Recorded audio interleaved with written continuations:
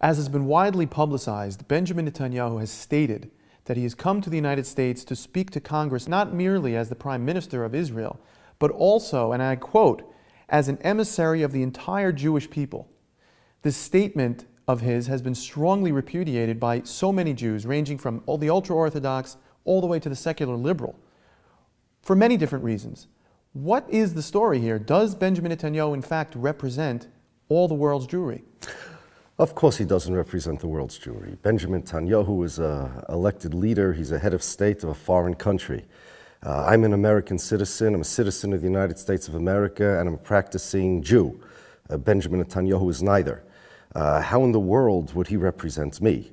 My family is from Poland. They've been there 500 years.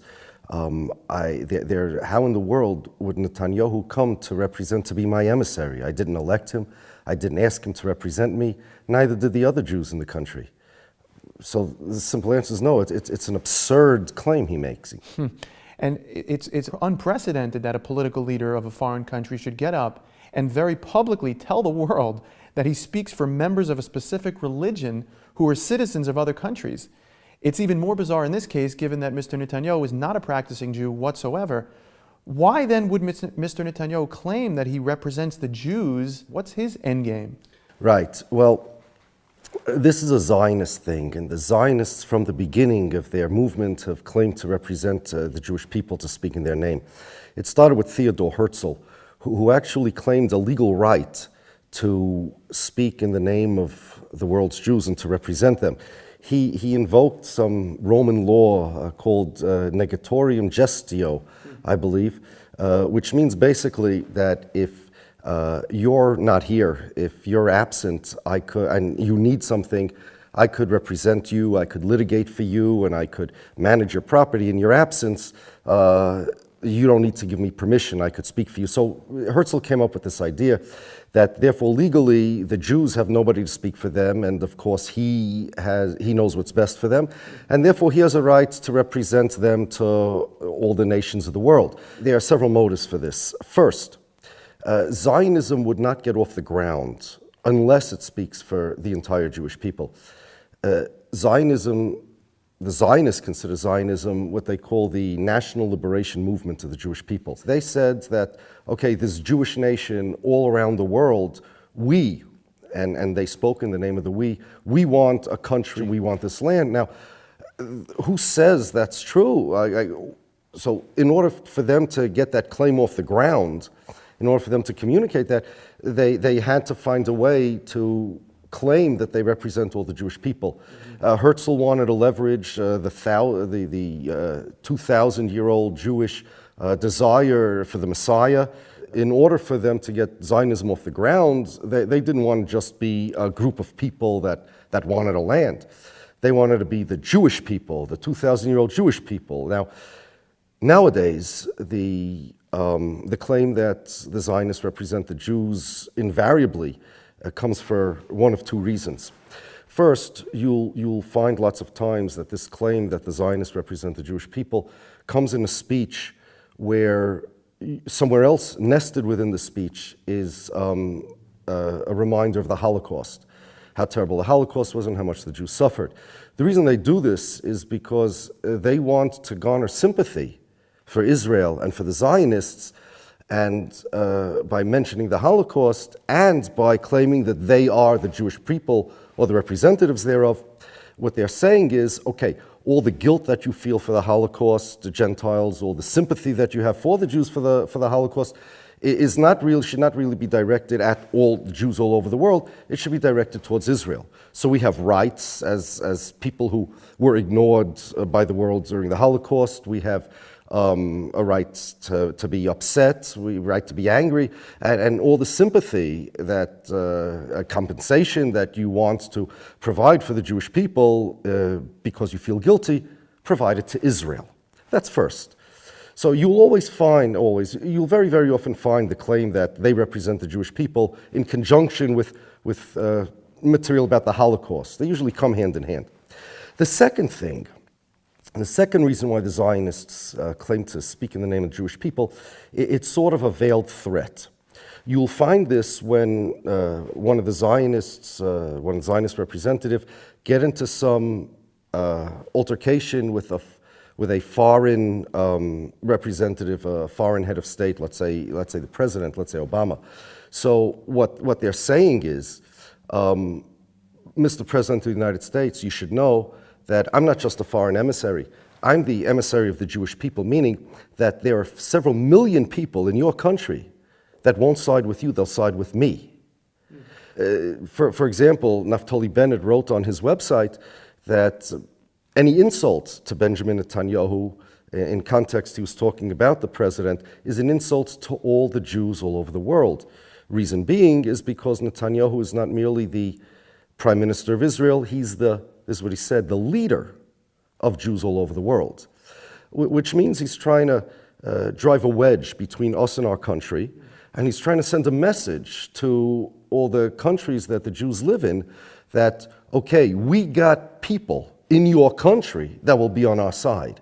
So it's kind of like a veiled threat. So Zionists want to claim that they represent the Jewish people for those two reasons. Number one, you should identify places where they talk about the Holocaust in the same neighborhood, like in the same paragraph or in the same speech as claiming that they represent the Jewish people, and that's to garner sympathy. And number two, to send out the message, quote unquote, that we got people behind the scenes, we got people in your country that are going to be on our side. It's incredible. And, you know, from a political standpoint, Mr. Netanyahu coming to the United States recently hasn't been a very good idea. It hasn't really worked out for him. He's been attacked not only by Jews, but also by representatives in the Congress and in the Senate. I don't know if you've heard, but Abe Foxman of the ADL recently was very against the idea of Mr. Netanyahu coming to the United States against the president's wishes. A recent Gallup poll shows clearly that his favorable rating in the United States has gone down from 45% to somewhere in the mid-30s. So was it just the political issues that Mr. Netanyahu created that is causing such outrage, or is there something else about his claiming to represent the world Jewry that is causing the problem here?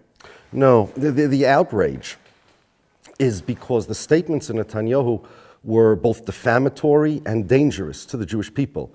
They're defamatory because he's not our emissary.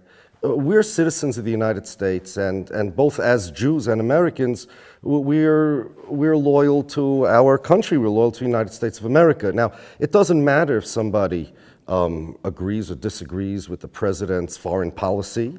It doesn't matter if somebody's a Republican or a Democrat. Americans are allowed to have any opinion they want. But none of this means that Netanyahu is our emissary. None of this means that we're his constituents. The claim that the Jewish people are loyal to a foreign power is a terribly defamatory thing. We're not loyal to a foreign power. Netanyahu claiming that would be no different than, let's say, the president of Bulgaria claiming that all the Jews are loyal to the Bulgarian government. But besides defamatory, it's also very dangerous because he's feeding fuel into the flames of anti-Semitism. Now, Netanyahu, he's going back to Israel. He's going to try to get elected, and he's leaving us with his baggage. Nobody's going to claim that Netanyahu is part of a fifth column in Israel. He's leaving us, and he's leaving us to be like human shields for the anti-Semitic bullets. We should take the bullets of anti-Semitism that he left over here for whatever his agenda is. We need to say, no, we're not we're not going to be your human shields, and no, we're not going to buy into this absurdity. We're not going to cooperate with your false claim that you represent us. You don't. Finally, one last question. What is it that we can do? You know, since the beginning of the Zionist movement, pretty much every major rabbi has spoken out very vociferously against it.